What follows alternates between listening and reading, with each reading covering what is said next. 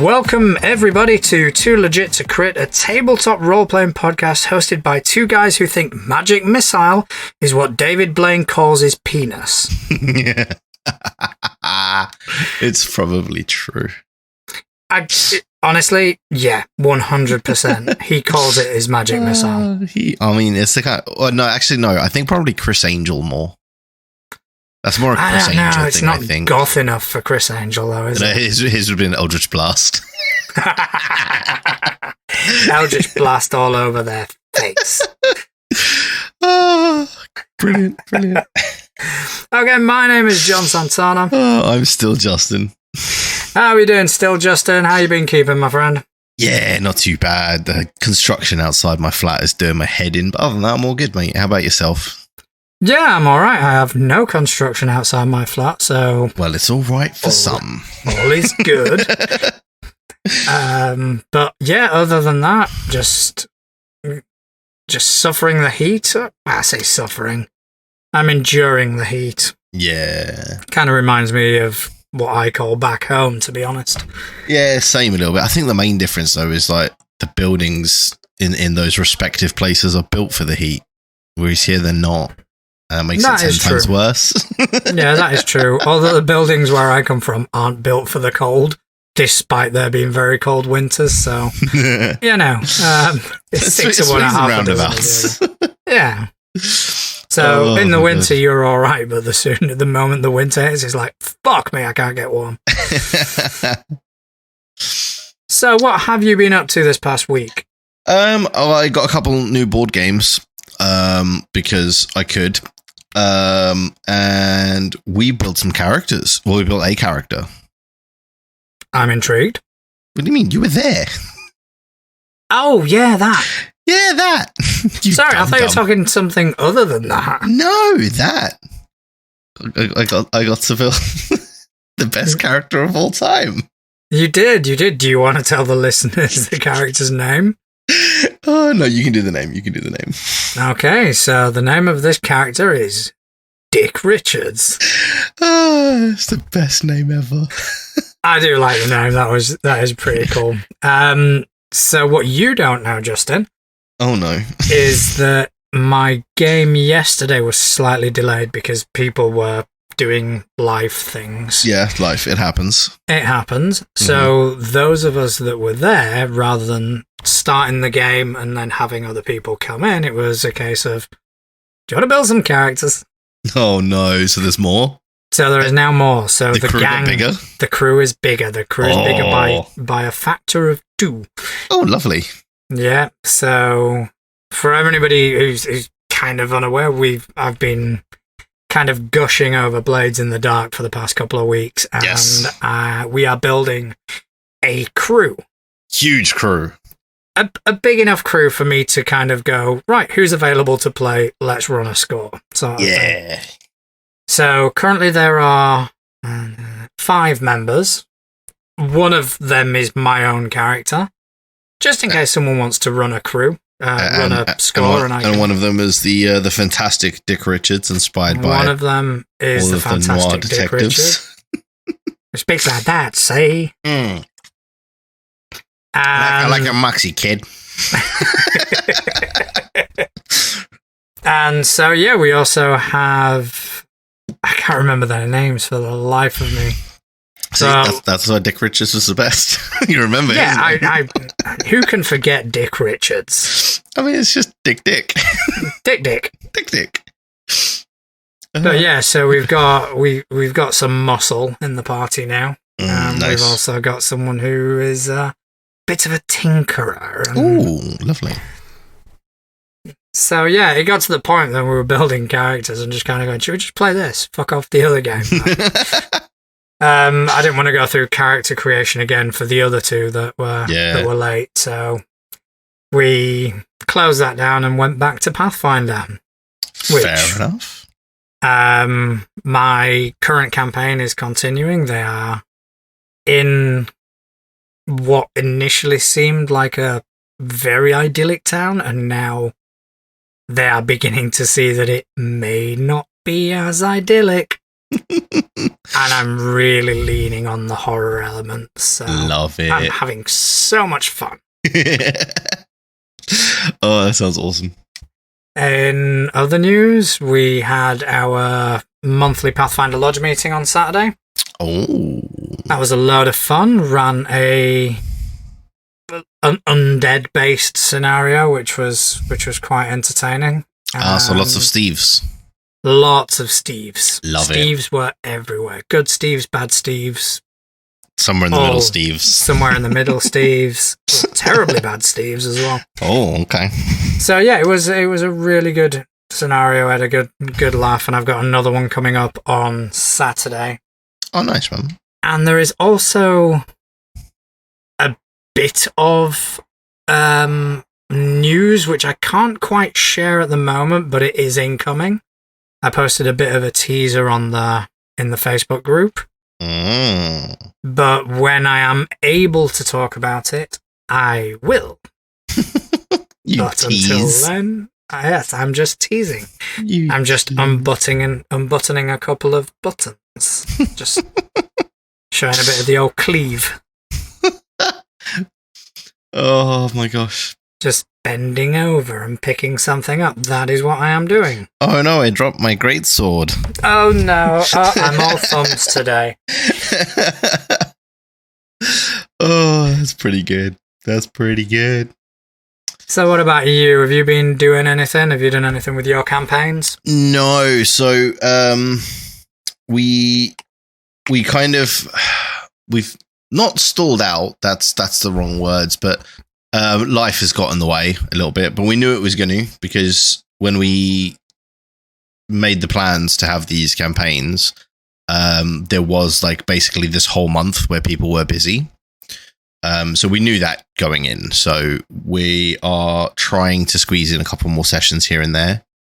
We were meant to be having like a bunch of one-shots and stuff yesterday. But because of the heat and whatnot, that didn't happen.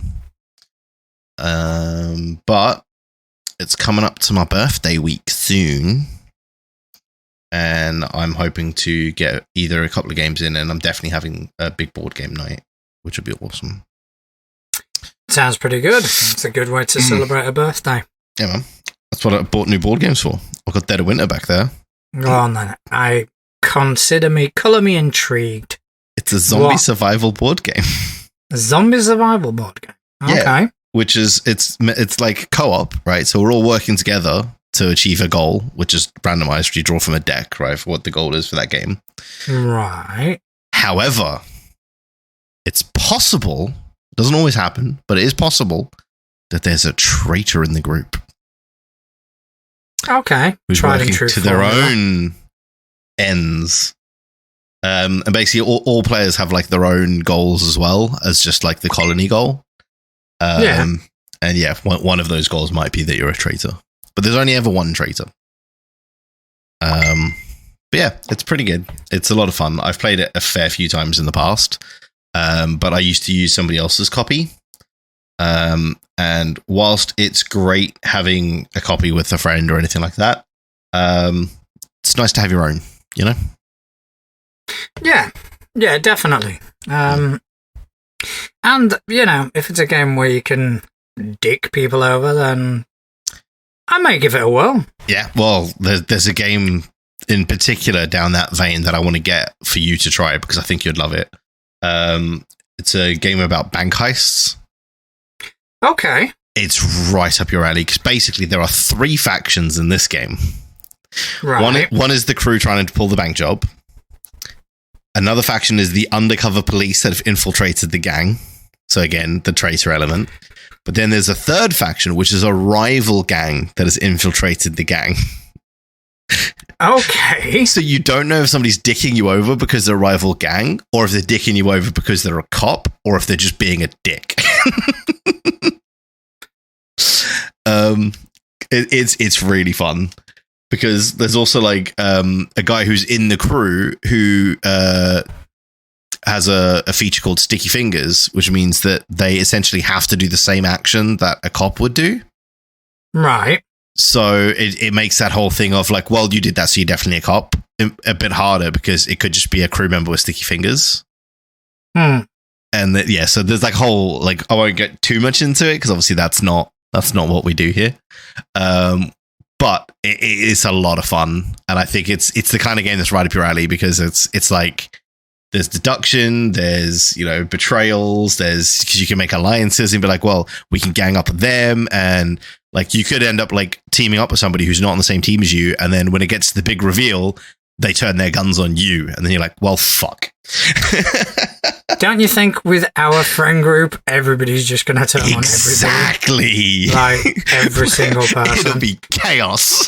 Every single person is going to try dick over every single person. I mean, think of our immediate friend group. Exactly. Just think of who of those people are going to be the wide-eyed sort of, I just want to get through this together, guys, and friendship was the fifth element. That's all along. Point. It's amazing.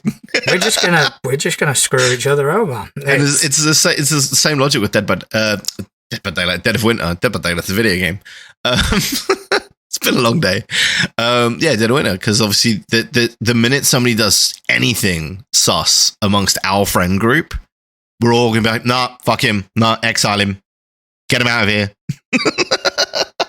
I think for a friend group that is as close as we are very quick to throw each other under the bus when social constraints are lifted. Exactly. When we don't have any actual consequence, it's like, yep, fuck that guy. Fuck that guy and the horse he rode in on. It's great. I love you. You're the godfather to my children, but my character's going to completely fucking kill yours. Exactly. It's amazing. Because it's going to be funny. Yeah. So I'm getting loads of games like that because I think with our friend group. I love our friend group. Yeah, with our friend group, those kind of games are just amazing. All right, okay.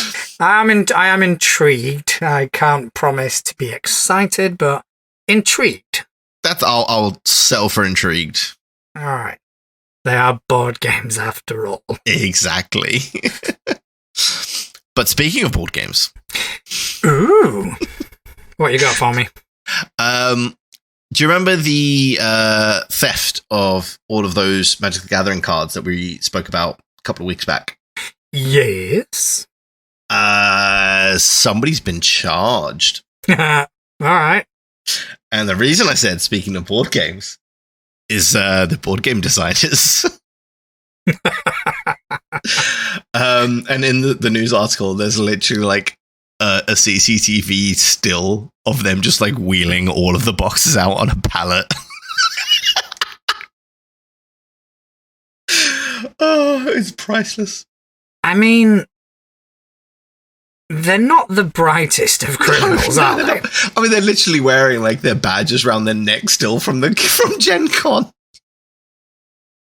But if found guilty, the pair of them could face up to 6 years in prison and fines up to $10,000, which, considering they stole $300,000 worth of cards, I think that's getting off pretty lightly. Yeah, and that is getting off pretty lightly, but so have a look. So I want to know what game it is that they were there for. That is a very good question. The pair of designers were identified partially due to their registration as exhibitors at Gen Con to showcase their board game, Castle Assault. Well, I mean, hey, they assaulted a castle of sorts. They assaulted a castle. They assaulted wizards. Let me have a look. Castle Assault. Swear to God, if it's a game about like being a thief or something, I'm gonna actually piss myself laughing.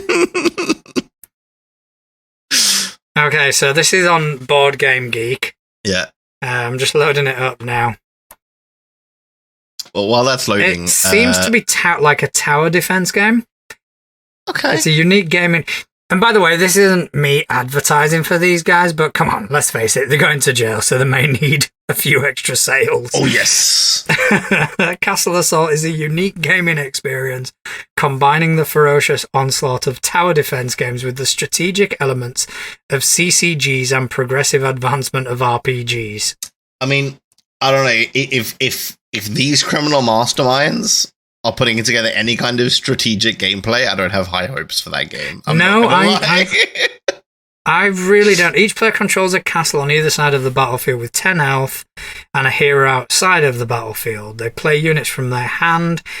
Yeah, it sounds very complex. I've lost interest. Yeah. But then again, it's a board game.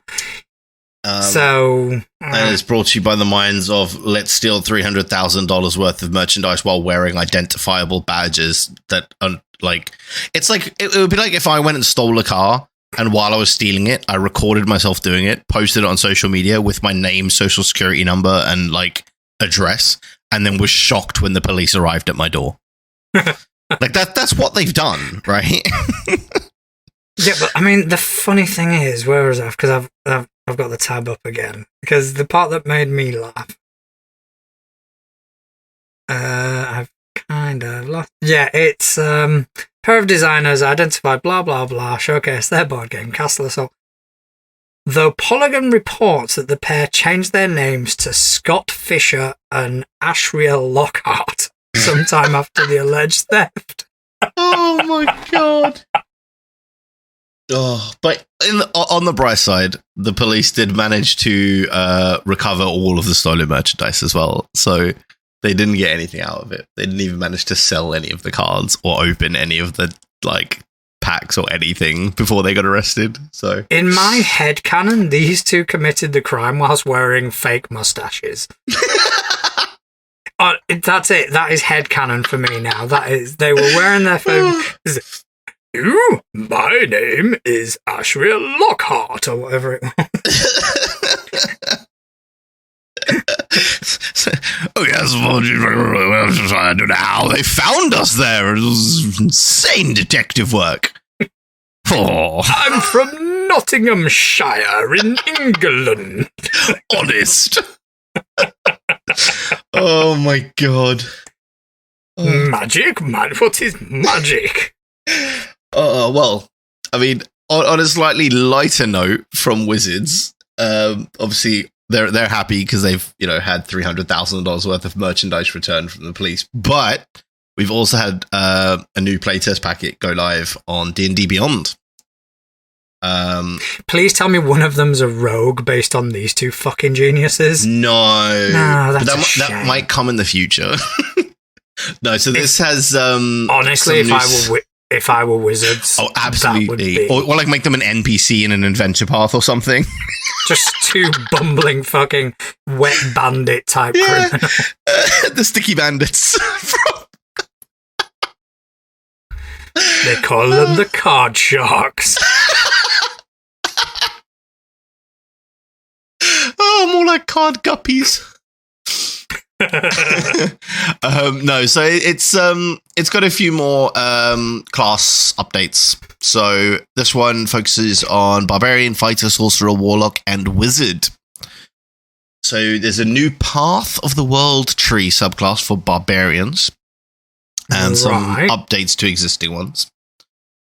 And when you attack recklessly, this is actually pretty cool, and it's something that I used to house rule, and I just realized that it house ruled this because it was just the way I played it. When you attack recklessly, it's for the full round, not just that one turn. Okay, yeah. Because that always used to bug me. It's like, I'm going to swing this one attack recklessly, and then the rest I'm really going to laser focus. Like, no, if you're swinging recklessly, you're swinging recklessly, my guy. So I like that change. That's a good change in my mind. I think that was something that we discovered quite further down the line in Pathfinder First Edition with Power Attack. Yeah. And it's been a while since I've played, but I do believe that we were just playing it like, okay, so this attack's going to be power attack, this attack isn't going to be power attack, and no, we were playing it all fucking wrong. Yeah. And apparently the rules were, if you power attack, you're attacking for the round. For the round, yeah. Which makes sense, to be honest. Exactly, and that's essentially what they've done with the reckless attack as well. So it's now for the full round, you are attacking recklessly and swinging your weapon around like a crazy person, which fits the barbarian quite well, I think. And their brutal critical is getting a damage buff, which is awesome because the brutal critical that barbarians have is so cool. Okay. Basically, you get to roll extra dice on top of your crit dice as well when you critical with the barbarian. So fighter got a new subclass, the brawler. Excels at improvised weapons and unarmed strikes. So again, more things to make monk not something anybody's going to play because they've basically given fighter a monk version. Yeah, the monk is definitely getting shafted in this. Yeah. I think it's because like D&D players as a whole have been complaining that monk is underpowered for so long. Wizards were like, you want to see a monk underpowered? We'll show you an underpowered monk. That, or they're saving like all of the big monk changes for like the last playtest or something, and monk's going to come out and just be fucking insane. Fingers crossed. Possibly, or maybe they're just wanting to kind of remove the monk entirely. Possibly, yeah. I mean, it might be something they're looking to do. And have the monk's presence be replaced by more like a subclass flavors of other classes. Yeah. Like, maybe they might do something with a rogue, for example. Well, I mean, they've already done it with Bard and Fighter. They've got two subclasses in there that are kind of replacing the monk. Other stuff that the Fighter's got is some more uses for Second Wind, which is quite nice. Because that was always a bit of a lackluster ability. So it just lets you heal a little bit like during a day instead of... Yeah, it was a bit lackluster, so try and expand the use of that, which is quite nice. And then Battle Masters had some maneuvers updated, which is always nice because those were getting a bit. There's a lot of maneuvers in the Battle Master list that are just, nobody takes them. So it's nice to see some updates there. Sorcerer, innate sorcery, which is something that I think is a really cool addition to Sorcerer because of what they are. It empowers your spell casting for a limited time. So it's a bit like that. You're getting that like overflow of energy inside of you. So your spells are a little bit more potent for a little period. So I quite like that. And Wild Magic Sorcery now more reliably allows you to roll on the Wild Magic Surge table, which is cool. That was my big issue with Wild Magic Sorcery is rolling on the table happens so rarely that it used to be a pointless subclass almost. So you only used to roll on the Wild Magic Surge table if your DM asked you to roll. So the way it would work is anything first level or above, the DM could ask you to roll an additional d20. That additional d20, if you rolled a 1 on it, then you roll on the Wild Magic Surge table. So it almost never happened, right? Unless you mean, in which case it happened every time the DM asks you to roll it. But for normal people, it almost never happens. So the fact that they're getting you more reliably rolling on that is pretty cool because then you get to use the features of your subclass a bit more, which is quite nice. For Warlocks, they've brought Pact Magic back, which is good because that was something that people were not happy about. I don't know what Pact Magic is, to be honest. So it was something that they tried taking away, and everyone went no. So they listened, which is good. It seems to be that Wizards have decided that listening seemed to work out well for them, so they're going to keep doing it, which is nice. Your Eldritch Invocations are now available at first level, which is awesome because you used to have to wait until I think it was third level for that. I think a lot happened to classes at third level in yeah, 5e, it did, and it looks like they've brought a lot of that back down to first level now, which is quite nice. So you start to see the flavor of characters straight away rather than having to wait 3 levels, which is quite nice. And this is quite a cool one that I like the addition of. Your patron spells are always prepared. So when you select your patron as a warlock, you get access to a bunch of spells specifically for that patron, right? Because they're the ones that are giving you your magical ability. But they always used to be spells that you would still have to prepare if you wanted to use them. So you kind of never did because they weren't always the most desired spells. But now having them always prepared is quite nice because it just expands your spell list a bit. And then the wizards, their spellcasting feature now allows them to swap out a cantrip each long rest, which is cool. Because your cantrips are always kind of a bit trickier to keep on top of. And memorize spell is now a feature. So modify spell and create spell have been nixed. So you can't modify a spell and you can't create a spell, but you can memorize one. Which I'm guessing means you never need your spellbook to cast it. You just know that spell. No, if you're guessing, I've got no fucking clue. Well, I haven't logged into D&D Beyond for a couple of days, so I haven't seen any of these in the playtest document yet. So I need to go through them a bit more.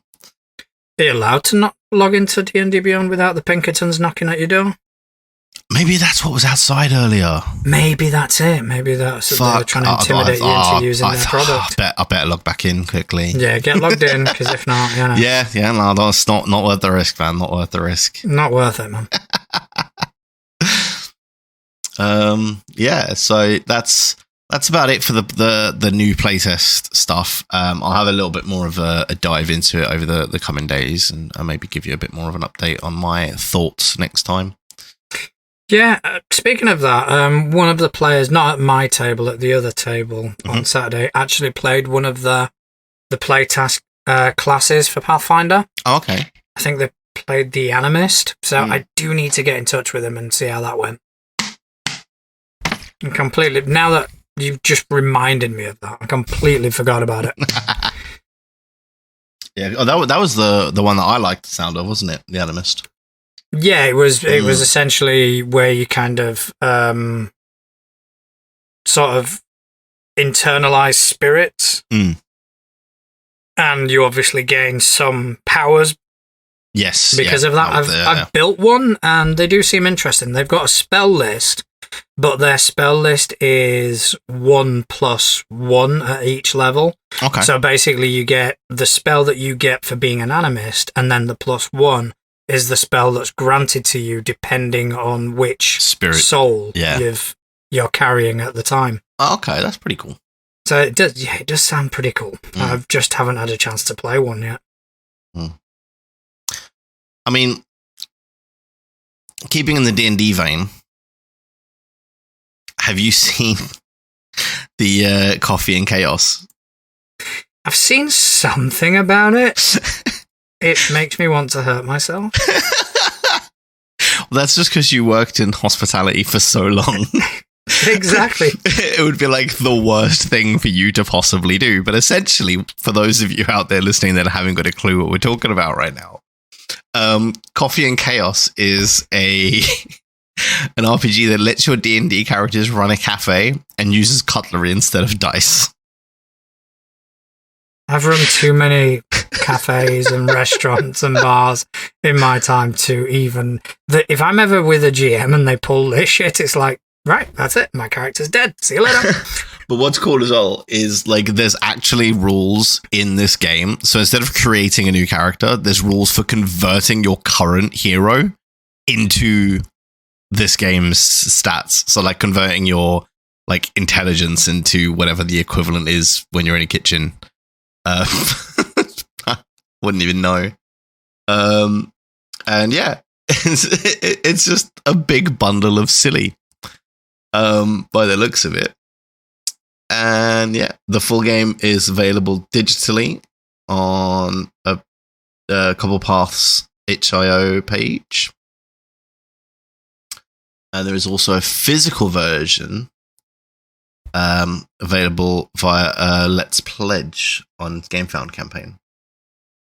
So I'm just having a look at the cutlery-based system of knives, forks, and spoons as resource tokens and tackle prompted obstacles as a team, such as handling a rush hour of impish demons or exhuming a ghost that's currently haunting the supply closet. Each character can approach the problem as they choose, using different cutlery tokens to represent a straightforward, brute force technique or perhaps a less conventional solution that leans into the catastrophe as an unplanned opportunity. Yeah, so it looks like knives are, you take a direct approach to the problem. Fork is creative. Yep, and spoons are a considered approach. But there's two spoons. There's spoon and then there's teaspoon. What does the teaspoon do? I don't know. See, damn it, these are the things we need to know. How much is this game? $15. Fuck that, I'm not paying that. Well, this is the cool thing though, right? Because it converts, and it's not just D&D. It will work converting from any, you can convert Pathfinder characters into this as well. It allows the characters to retain all of their quirks from any other games they might be in. So your druid can still wild shape, your street samurai still has their cyber arm. But when taken out of their element, the focus is now on how they use those skills and abilities to solve problems. Or accidentally make things worse. I think it's one of those things that'll be really fun to have on your shelf and just randomly throw the party into a dream sequence or something stupid like that. This to me seems like one of those things that is marketed as an RPG but is really just a board game in disguise. It's a board game that you play with your RPG characters. Yeah. Yeah, there's been a few that we've kind of looked at recently and it's like that sounds more like a board game than an RPG. This is one of those that it is like you said, it's a board game that you can kind of apply to your current RPG. There is no way I'm ever going to do that in my game. I'm not going to subject my players to the service industry, considering a lot of them still work in the service industry. Yeah. That's a valid point. So, yeah, not happening. But I'm sure, somebody who's never had the displeasure of putting up with arseholes day in and day out will probably get a kick out of it. Yeah. I mean, I think it's one of those things that it could also be quite funny to have your BBEG put them into this, and it's not it's an illusion that they're in this situation, right? And at the end of the dinner rush, they all just wake up and they're like, "Oh, it was just a bad dream." Okay, but was it? I've actually had obviously not using fucking cafes as a premise, but I've had similar sort of ideas to do with players. So maybe that'll happen to them in this campaign. Maybe it'll happen to him in another one. But I'm thinking I'm not going to put him in a fucking cafe then. Screw that. I'm not that much of a bastard. You've changed. Oh, no, dude, not even in my height of evilness would I do that. I would not subject anyone to that level of torture. I mean, speaking of things that are quite torturous. Yeah, I'm listening. There is a Kickstarter at the moment for something called Monstrous. I don't know if you've seen this. Okay. It is a reference for us GM lot that is system agnostic, which is always lovely. So it's not, something that, I don't play 5e, I can't get that. That basically has a bunch of stuff for monsters. I've seen this, yeah. This is interesting. So it's got things like a whole page about liches, about dragons, brutes, celestials, and so much lore and all of this really cool things that you can do with this particular monster and all that to kind of enhance your story and make them a more enriched villain rather than just it's Lich 8 of this campaign, right? And yeah, it seems to be that it gives you the sort of established abilities of each monster for you to then translate into the mechanics of your choice. Yes. So just having a look at the Lich. I'm having to zoom in, and I can't really make out a lot. If you scroll down a little bit further, where am I scrolling down? Oh, there's a preview, which is a free PDF. And we love free PDFs. We love free PDFs. See, it's already gone. It's already, increased in stock in my opinion. Download now. Name your own price.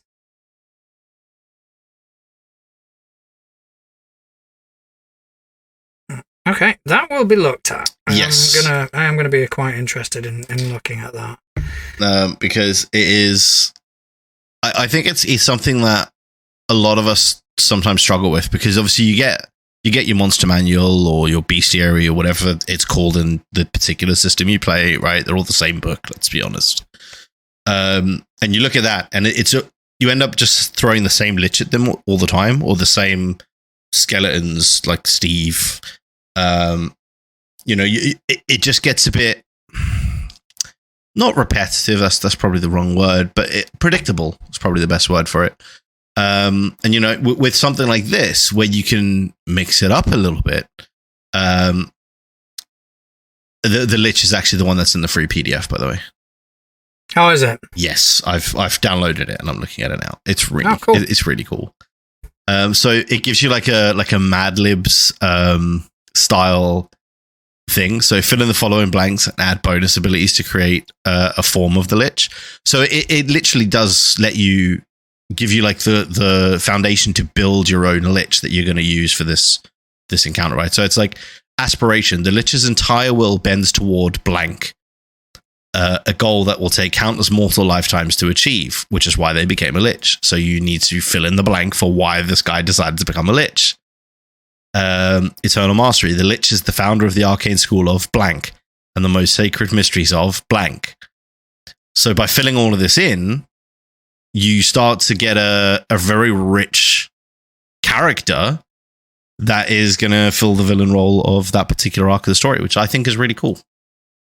Yeah, it does sound cool. It sounds like something that's quite handy. Because in second edition, I do build a lot of my own monsters. And because the system kind of is designed for that, for you to have that ability. Yeah. But it would be good to sometimes have some guidance. Yeah, and I think that's exactly what this is for. Yeah, so I think it does take a lot from like folklore and stuff, doesn't it? Yes, yeah. Looking at this, yeah, because it also gives you things like prepare the way. So that means on this particular one, the Lich has a cult devoted to them. Every 7 days, the Lich's cult is left unopposed by the PCs. The cult may take one of the following actions, and it gives you stuff that the cult is doing in the background. Oh, that's cool. So, especially for someone who builds worlds the way you do, where things are happening, like you've said this countless times on the show, if you ignore it, shit is still going to happen. They're still doing stuff. And this gives you the things that they could be doing in the background. So it helps you with that sort of thing as well. So you are actually doing a really good job of selling this, to be honest. Honestly, dude, I'm very tempted to buy this myself. It looks, I mean, just looking at the Lich alone, I think it's worth it. Because it's even got like a how to use this book page. So number 1 is you focus on what makes each monster unique. We ask what uniquely makes each monster what it is, what it does, and what it's motivated by that will impact the stories they appear in. We steer away from prescriptive blocks of trivia and lore, instead concentrating on the motivations and abilities that make for an engrossing game, which I think is really cool. Because let's be honest, when you get to a villain, nobody gives a shit what the lore is. Nobody gives a shit what their stat block is.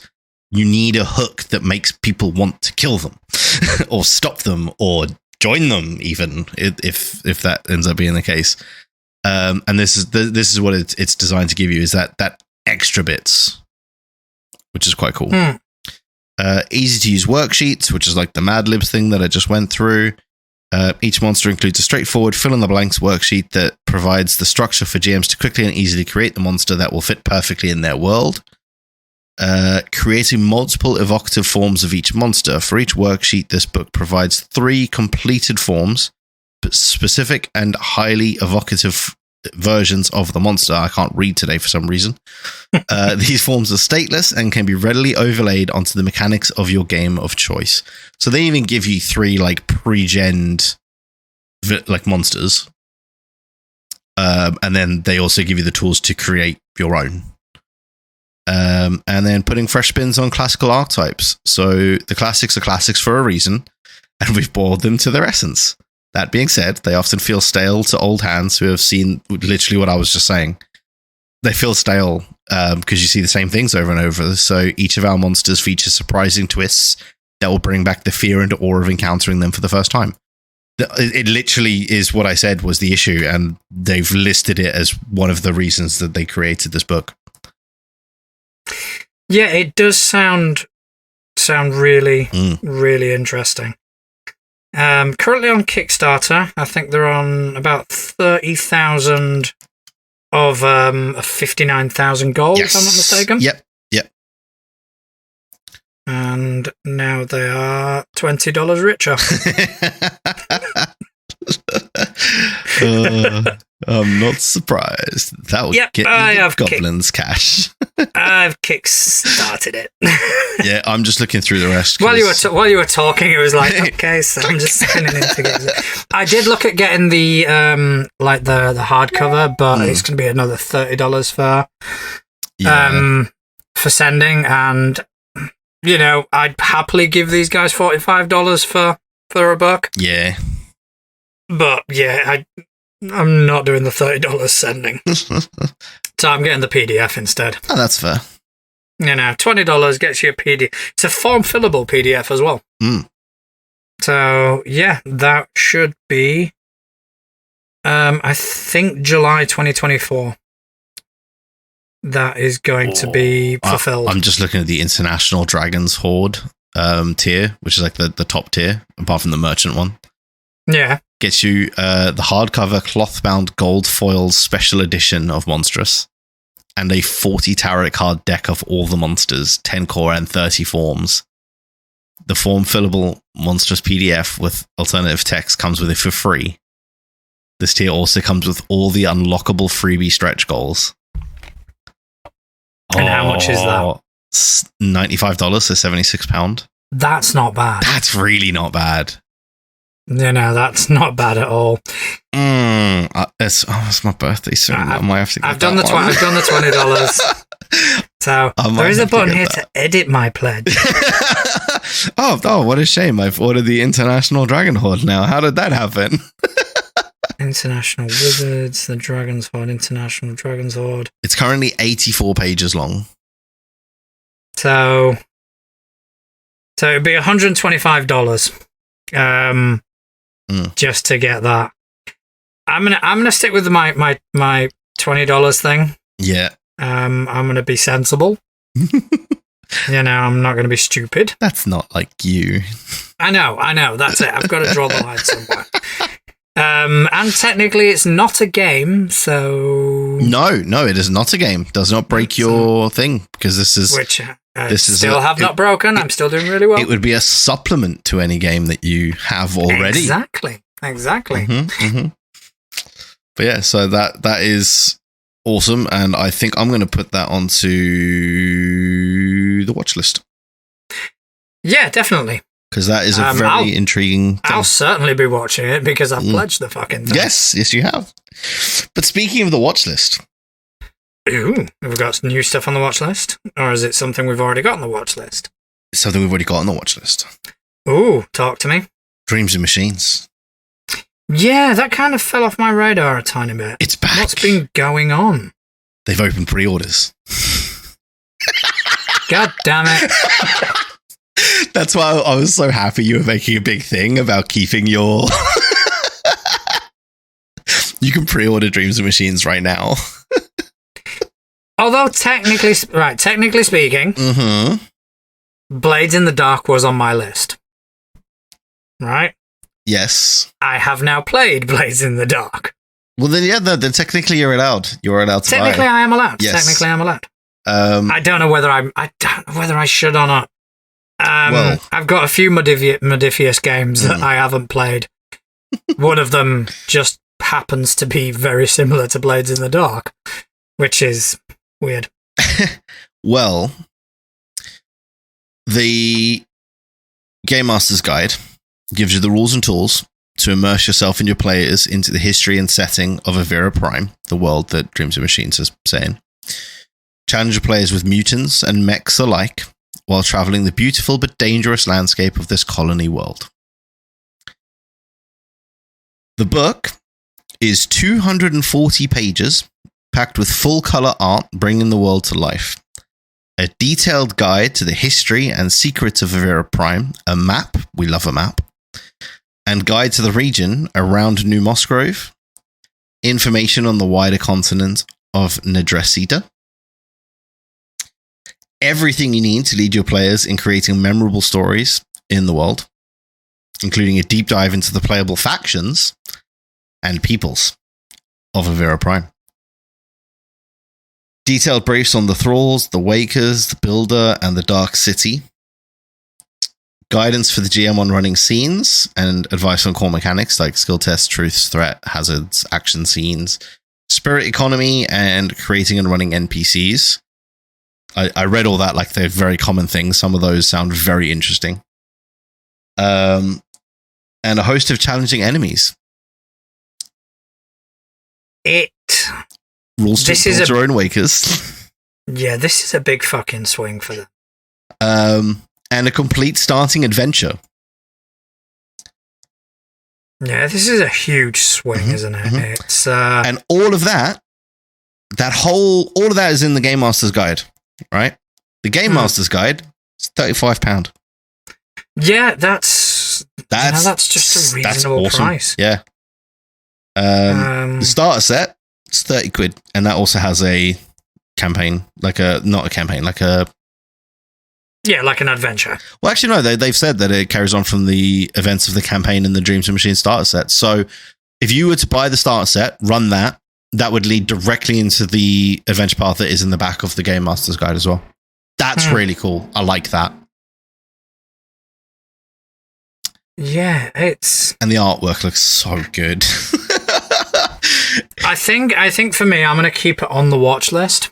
I'm not going to invest in it just yet. I'm so tempted. It looks so pretty. I think just because I've got so much that I need to kind of focus on in the immediate that I don't want to start thinking about new things. Ooh. I will kind of keep it on the watch list, though, and just kind of see how it lands. I'm going to say something that might swing you. Go on, then. So, even though this is a pre-order, right, and shipping is expected to start end of October this year, pre-order customers will automatically be sent the final PDFs as soon as they're available.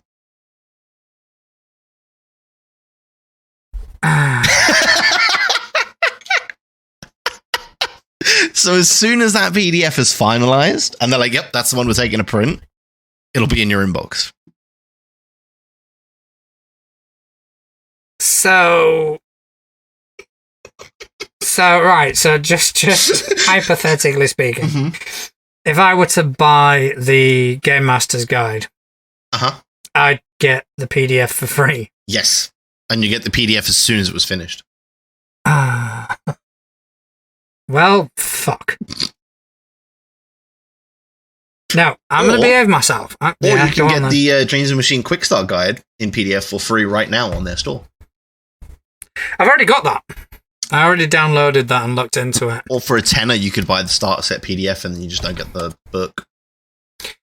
I don't know. I mean, starter sets, I don't know. The only starter set I've ever bought was the Avatar starter set. And that was more of a fiscal sort of decision. Yeah. Because it was the starter set, the physical copy. I got a digital copy of it for free and 50% off the digital copy of the core rulebook. That's pretty cool. So it was like, for the £25, I got all this. So, that's the only reason I kind of focused on the starter set, and because I want to play it with my son. Yeah. So I figured the starter set would be a good starting point. Introduction. Yeah. So starter sets, I normally don't really do, to be honest. That's fair. In that case, then, yeah, the Game Master's Guide, £35. You'll get the PDF as soon as it's available, and then they'll ship the books towards the end of next month. God damn it. And the Player's Guide is also £35, and they will also ship the PDF as soon as they're available. But I'm assuming if you've got the Game Master's Guide, you will have everything that's in the Player's Guide? I don't think so. I think it's a bit like the like the old like D&D books and the old Pathfinder first edition books, where the DMG in 5e anyway, the DMG gives you a lot more behind the scenes stuff for what players can be doing, and the Player's Guide is more like in-depth classes and stuff like that. So the Player's Guide is 208 pages guiding you through the core rules, character creation, the history of the world, and the state of the world as it stands now, everything you need to create your own stories. So actually, maybe you just need the Player's Guide. I don't know if you need the DMG. So that would be like the advanced... like the Game Mastery Guide for Pathfinder. Exactly that, yeah. Where you've got everything you've got in the core rule book just is the starting point, and then obviously the Game Mastery Guide gives you additional rules. So it says at the bottom of the Player's Guide, requires the Dreams and Machines Game Master's Guide. So I think you need the Game Master's Guide. You could play a game with just the Game Master's Guide, but then when you start getting more into it, you get the Player's Guide, because that's got like extra archetypes and all that sort of stuff. Yeah, I'm gonna still be good. Yeah, I'm gonna be good and hold out. And to be honest, and see how it lands. It does look. It does look really good, and I'm hoping it does look really good. I'm hoping it lives up to what it looks like. Exactly, and it is a big swing, because they're kind of wanting to kickstart an entire IP from this. Yes. So yeah, fingers crossed it does play out, and you never know, I may wake up tomorrow and change my mind entirely. But I've got something else I've got my eyes on first. To purchase. But yeah, definitely interested. Definitely staying on the watch list. Yes, I think so. Yeah. And then just looking in the interest of time, I believe you had a topic that you wanted to have a little chatty chat about. Yeah. It's because I'm like currently building a world, essentially. And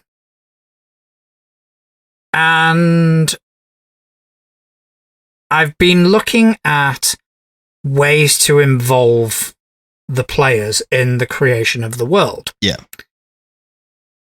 I mean, I'm not the first person to ever do this, and I'm sure I'm not going to be the last. But it's something that I have only done in limited capacity. Yeah.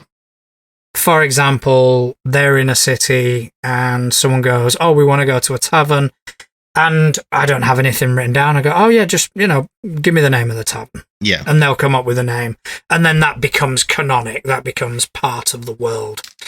And, so what's this NPC called? And, you just kind of give your players a tiny bit of agency. Yeah. And I think, in a sense, that can be quite good, because they do have this sense of agency. They do have this immediate connection to the world that you're providing. So they tend to be a bit more invested. Yeah, I can see that. So I just wanted to figure out how much world building should be collaborative. Yeah, and how much is too much as well. Yeah. What do you think? I think it's a tricky one. I mean, I agree. I like to get some input, and I also like, as a player, I like it especially if it's like a town that like my character's from or something like that. To be able to be like, oh yeah, I'm going to go to my regular. Oh, okay. Well, what's that called? Oh, it's this. Because it kind of feels a bit more like it is my character's regular then. Because like he knows the name of the place, he knows the bartender, he knows, So I think in those sorts of situations, like it's quite nice to be able to have that if they've like created a bit of a a backstory for a tavern that they're going to, just to carry on along that vein. Whether it would be creating an entire town, that could also work. If it's like their hometown, you could sit with them, maybe not like in session with everyone else, because that could be quite boring for the rest of the players. But in like a little one-on-one session, you could sit down with them and actually like flesh out their hometown, and then maybe introduce it. Like you guys go there at some point in the campaign or something like that. That's quite cool because they will have a connection to that town, right? Because they helped build it. Yeah. And it's not going to be like one of those things, because it's something that I've had happen to me a few times where I've written out the backstory for my character, I've sent it to the DM, and then they've not like ignored it, but then they've given like some other reason for something that's already explained in my backstory. And it's like, well, it's a bit jarring, because then you're like, well, why did I spend all that time writing their backstory if you're just going to change it? That's why I encourage people not to write backstories. Yeah, well, to be fair, normally I don't, you know that, but I was asked to. And that was the annoying part. Yeah. Is if you ask for a backstory and then ignore it, what was the fucking point?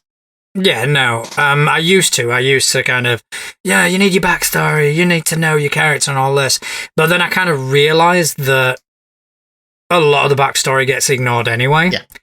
So my thing for people's characters are just give me some broad strokes. Just give me, why you're adventuring. Was there a tragedy, or was it something else that prompted you? If those things ever start to become relevant, that's when we'll sit down and have a conversation and just kind of go, right, what could have this been? What did you have in mind? Well, I mean, it goes back to like I don't remember what episode it was now, but when we spoke about character creation, I said that I've got those like questions that I always ask about my character when I'm building it.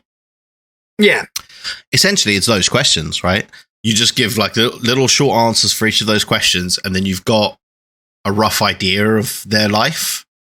And then if something in that becomes relevant, then the DM can sit down with you and be like, oh, okay, so let's just flesh this bit out a bit more, because I've got some ideas and I want to run them by you. Because at the end of the day, I think it's important that we remember that these characters are theirs, right?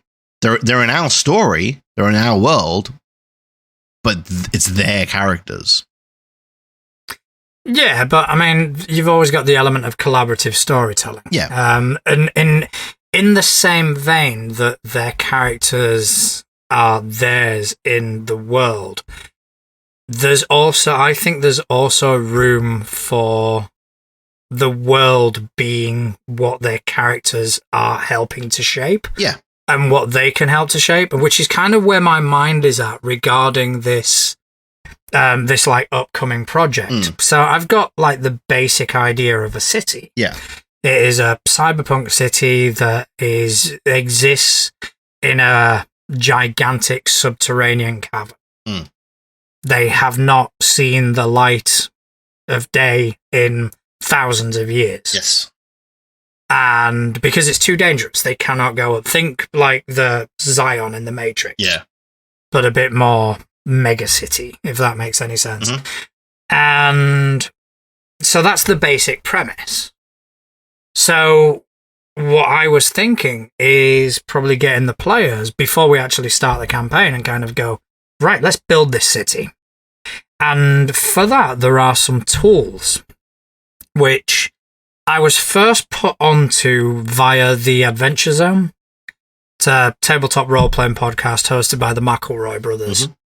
And for one of their seasons, they did this game where they basically spent 3, 4, 5 sessions, however long, playing this game. And this game was called The Quiet Year. And the game is designed to create a world. So, it would... The whole concept of the game would be what happens during the course of a year after an apocalypse. Okay. And every month, some cards are drawn, which are prompts. And you kind of go around the table and you get this prompt and you basically add to the world. So I was kind of researching that today. and, kind of looking into it. And apparently, from what I can tell, there are quite a few of these games that just focus on world building. There's The Quiet Year, Microscope, Kingdom, The Ground Itself. I'm sorry, did you say Street Magic? The Deep Forest. I'm sorry. And that's the best name ever. Well, ironically, that's the one I've been kind of looking into the most. Because that is designed to build a city. So I've been kind of looking into that. I see, when I said I had my eye on something, it was this. It was this. So I may actually purchase this, and when we get closer to starting the game, just kind of go, right, this is what we're going to do. Yeah, we're going to design this city. You are going to have agency in this city. And it also, cool. For me, a benefit of it is it takes away a lot of the exposition. If your characters have helped you create the slums of a city where this nightclub exists, then they're all automatically going to know about that. Yeah, it kind of takes away that whole thing of sitting there that first session and going like, so this is the city, this is what the city guard are like, these are the rules, don't break them or the city guard will come. Because they, like you say, they helped you put all that together, so they're going to know the ins and outs of it, which they would if they were, natives to that place. They would know that. The drawback I'm seeing will be that I think certain elements will be harder to hide. Yeah. But I think as long as they understand that they help me create the sort of framework, and then what happens after that, I'm able to take any sort of liberties I'd like, or any sort of liberties I think would fit. Yeah, will be necessary. The setting a bit better. Yeah. Then I think it could be quite a cool way to start a campaign. Yeah, I think that is quite cool. I quite like that. So, yes, I am not going to buy Dreams and Machines. Instead, I'm going to buy, I'm sorry, did you say Street Magic? Oh, it's still the best name ever. And I am happy, if you want, when you do your board game night, I'm happy to bring it round. Yeah, man, that'd be sick. Yeah, we could build and the world. A few of us can sit around and just build a weird city. We can build some cities for our system. How about that? Yes, we can. Our system. We need to actually. We need to sit down and write more about that because we've got some great ideas so far, but we need. And I've had more thoughts since we last spoke. So I think we need to definitely sit down and iron those out before we start. Yeah, there was something about the crits that was bugging me, but I think I've fixed it. Cool. But yeah, we'll sit down and talk about that. But I do think it might be time now to go to the couch. Let's go take a seat. Let's go take a seat on the couch. Has anyone contacted you? No. I don't know. Your buddy Sci-Fi is. He's letting me down, man. Yeah, I'm gonna guess it's summer holidays. Yeah. Well, no, the kids are back now, aren't they? Yeah, but he may be still on holiday. He may be. Oh yeah, true. He may have gone away. Done a runner. All right, so I have got 2 questions. Oh, lovely. Okay, I have one from Couch. Shock horror. Shock horror. Did not see that coming. Couch, who is writing to us from the tears of every orphan. Oh, took a dark turn to the good old Couch. That hits close to home. It took a dark turn. Oh, I'm adopted, and I. He knows that. Yeah, I think that's a conversation you're going to have with him. I'm going to go slap him. No, it's fine. I don't mind. He knows that. Okay, so this is an interesting one. Okay. All right, so when it comes to rules and mechanics, how flexible do you think players can be in your games? Some rules are made to be followed, while others can be bent to suit a need sometimes. How far would or have you let it go? I mean, for me, it always goes back to the rule of cool, right? That's probably the method I use most for bending rules to fit things. I would say. Honestly, I think the only time I've ever really done something that broke the rules was Chris's moment where he held an action, and the way that should work is then it changes his turn in the order. But because of what he wanted to do, it was so cool and such a clever way of getting around things that I didn't want to take that away, right? Because it was a really cool thing. So essentially what they'd done was they were going through this sewer, and they got to this junction in the sewer, and there was 2 of those artery slots. So he got the paladin to block one with his shield so they couldn't get shot from that one. And then the other one, he was just holding his turn until the archer inside it knocked an arrow. And then as soon as he did, he just mage-handed the arrow away. Yeah. And I was like, yeah, that's pretty cool. I'm not going to take that away just by being just to go, well, according to the rules, I can't do that. I was like, that's pretty clever, workaround for it. So I'm going to allow it. That's probably the most broken I've let things get, which isn't that broken. I dislike rule of cool. I know you do. I do not like it. Don't get me wrong, I will happily bend rules for players. Especially if it is something cool, but I hazard to call it rule of cool because it creates an expectation. Yeah. That a player thinks, oh, what I want to do is cool, so it should be allowed. No, it fucking shouldn't. It'll be allowed if I decide it's allowed. And you always kind of get some grumbles from that, but you know me, I don't give a shit. Yeah. In terms of players being flexible, I find that players are very flexible when it comes to rules that benefit them. When it comes to rules that working against them, holy shit, do they stick to the rules. Drastically. And all of a sudden, everybody becomes a fucking expert. Because you see, on page 35, it says this. And it's, okay, so when that works in your favor, then I'm going to remember this. Mm. And I have done that to players. I have done that to, they've, for the want of a better word, bitched about something that I've attempted to do. So I've kind of rolled it back, and my words to them was, this is going to bite you in the arse. Mm. If this is the way you want it, fair enough, but it will bite you in the arse. And I have waited. And then further down the line, when a similar situation has arisen, on the other hand, I've gone, oh, do you remember that day? Well, this is where it's biting you. Because, yeah, again, players are very flexible when it comes to rules that benefit them. And they expect me to be so as well.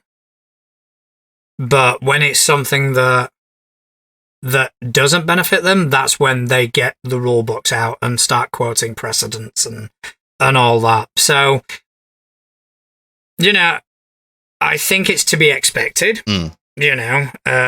Players are, by their very nature, adversarial. Yeah. So they are going against the GM. That's the essence of being a player. The GM shouldn't never go against the players, but, it's the other way around that it kind of works. So they will. As soon as they see something that doesn't benefit them, they will start pulling out every rule under the sun. And the GM has to have enough savvy to be able to either roll that thing back if the player's right and not dig in, or be able to at least respond and kind of say, no, you are misinterpreting that. Yeah. I always bend the rules, or should I say 90% of the time, I'll bend the rules in favor of the players. Mm. When I bend the rules against the players, it is as a result of a prior conversation. Because I'll say, right, guys, this is a bit unprecedented. Here's what I'm thinking. You may not like it, but give me your opinions. This is how I think it's fair. Yeah. And then they'll kind of say yes or no. If it's a case of something that's going to benefit the players, yeah, fuck it, let them have it. See, but when the players start pulling out rule books because it's something that they don't benefit. When the players start pulling out rule books, at least in 5e, I don't know about in Pathfinder, I just point them to the player's handbook, page 6. And this is my rules lawyer coming out now, where it quite clearly states, ultimately, the dungeon master is the authority on the campaign and its setting, even if the setting is a published world. So in the books, Wizards basically went, no, DM gets to choose. It's DM's choice. No, but I mean, that's true. That's true in all systems. Oh, yeah. And I agree with that. But at the same time, I advise caution. Oh, absolutely. Against taking that stance. Because you have to can do it right. Get to a point of you have to do it right, or you have to be so convinced. I think the key is consistency, right? As long as you consistently rule it the same way, it's fine. If you rule it one way for the players and another way for you, then it's or even one way for player A and a different way for player B and then a different way for player C.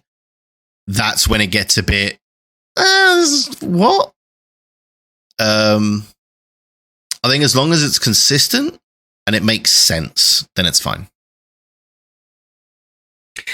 Yeah, but in terms of like the players side of it, which is kind of what Couch is querying. I don't go too far away from the books. I don't go too far away from the established rules. Again, on occasion, they'll do something that sounds like fun in the time, and all right, fuck it. Let's kind of bend the rules slightly. But for the most part, to kind of keep a level playing field, it's, okay, so this is what the book says, this is what I'm going to hold you to. Yeah. So, I don't really let them bet, and especially when they're somehow misinterpreting rules in their favor, which is always an accident, obviously. And when you kind of go, no, this is how that works, and oh yeah, well, I meant this. It's like, oh, come on. I wasn't fucking born yesterday, and stop pretending I was. So yeah, I kind of try stick to the rules as closely as possible. Yeah. I mean, that's definitely the safest way to do it as well, because then you are always consistent. Exactly. If it's a homebrew rule, write it down, because if not, you're going to forget. Yeah, absolutely. Yeah. All right, so another question. Uh-huh. This is from the Shadow of the Couch. Oh. Who's writing from wherever the sun doesn't shine. Which is a euphemism for his arse, right? Yes, it is. Yeah. Okay, I just wanted to make sure. Yeah. This is, I think this is more my wheelhouse, though. Okay. In regards to horror. Oh, yeah. You touched on it briefly before. What do you do to really set that sort of atmosphere? Horror-style tabletop role-playing games have set rules, but for non-specific systems, how do you give the sense of dread and horror? How would you go about that, first and foremost? I wouldn't touch it with a 10-foot pole, purely because I don't know enough about it to try. It's one of those things that I would end up just falling back to like some kind of horror film trope or something like that, which just wouldn't work. So I wouldn't try, if I'm being completely honest. No, that's absolutely fair. I find horror easy. Because you're a scary guy. I am. No, I find it easy. I find it easy because, unlike other sort of emotions at the table, which are either sporadic or they are forced in a sense. Yeah. Horror is something that you can create naturally quite easily. For example, let's say excitement. Mm-hmm. Excitement, adrenaline. that can happen in a combat where everything's kind of going wrong, but all of a sudden you get that one dice roll which turns the tables of the combat, and it creates this sense of excitement, this sort of rush of adrenaline. That is a hard thing to replicate. Yeah, that is a hard thing to kind of enforce on players and kind of go, no, you have to be excited about this. It's not something that you can do easily. You can create it. It can be kind of created with meta sort of prompts. But I find horror much easier to do. Yeah, no, I get that. Because fear is a very sort of natural reaction. Mm. So, and I wrote about it in the blog a couple of weeks back, that it can be like using little bits of meta knowledge just to engage in their paranoia.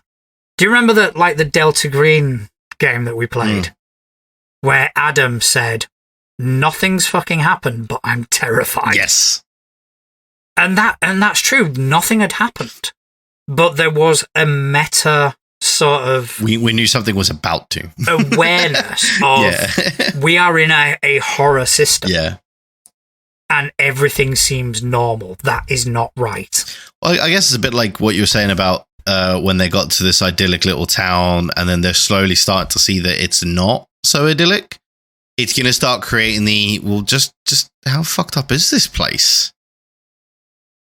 As they uncover more and more of how it's not what they initially thought. Yeah, I've been leaning into that, and the way I do horror is I do it in increments. Yeah. So they'll come to the town and maybe they'll see something that's off. Maybe a day later, something will happen, which will kind of reinforce what they saw, the previous experience. Yeah. And then I will build upon that. So they've come into this town, right? They're currently in this world where there is a malady. There is a bleed from the realm of Abaddon that's creating this dark, sinister cloud, which has been growing ever since early on in the campaign. It is now spanning an entire continent and a half. And under this cloud, it is essentially the effects of the 4 horsemen of the apocalypse. It is killing the crops as pestilence. That is creating famine. Which is then creating war between factions and ultimately creating death. So they are now heading back into this cloud. Yeah. So they've come across this town. And the first thing that they've noticed is the cloud above them avoids this town entirely. There is literally a circle in the sky above them. And that was the first hint. Yeah, that's weird. Because they walked in and went, okay, so if this is happening, it's either something really good or really fucking bad. Yeah. So then I've kind of started leaning on, without giving too much away, I'm just going to kind of reveal what the players have discovered. The players have discovered that it is an idyllic town. Everyone's really friendly. Everyone's really happy. There is a family in town who seem to be heralded, who seem to be sort of the most popular people. They kind of walk into a place and everybody's buying them drinks and all this. And, everyone's really friendly to them. Everyone's really happy and when they're about. And the players have latched on to this particular family. Yeah. And it was early on when one of them kind of went, do you think they're kind of fattening up the goose? And it turns out that this family aren't originally from the town. They met a townsperson miles away who said, oh, just come to our town, this, that, and the other. And they've been given the biggest house, and they've been, they've been... That reminds me of a Supernatural episode. Possibly. I may have drawn some inspiration. And another thing, one of the characters went for a wander in the town and they saw this little blonde kid who kind of ran away when they were spotted. So he followed, the blonde kid had disappeared, but he ended up in the cemetery. And he's noticed that over the course of about 8 years, entire families have died in consecutive years. Okay. All right. So they're kind of putting these things together now. Yeah. So I am kind of leaning on that. Plus, there's also been a couple of attacks that have happened where everything seems to pause. You know, everything other than the players pauses, even that, like, the trees stop moving, and all of a sudden they're attacked. Once the moment the fight's over, everything goes back to normal. The players are where they were before the fight started. Yeah. Their injuries aren't noticed by anybody. Right. Okay. And so I'm like building, like adding layers as the players investigate. Oh, that's cool. I like that. And it is creating a genuine sense of paranoia. It's creating a genuine sense of fear. Because fear is easily translated. And adding in certain elements, like they were in the town, and I just put on some spooky music. Yeah. Just in the background, without saying anything. I just put it on. I may have left a token on the map for when they logged in.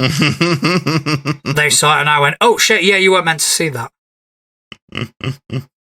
Just to kind of create this added level of paranoia. And yeah, I feel like horror is my forte in gaming. Yeah. And I do create an atmosphere. And I think that's half the battle with horror elements, creating the correct atmosphere. Yeah, no, I get that.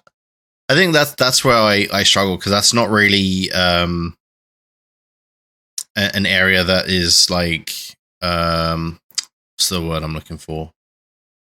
It's not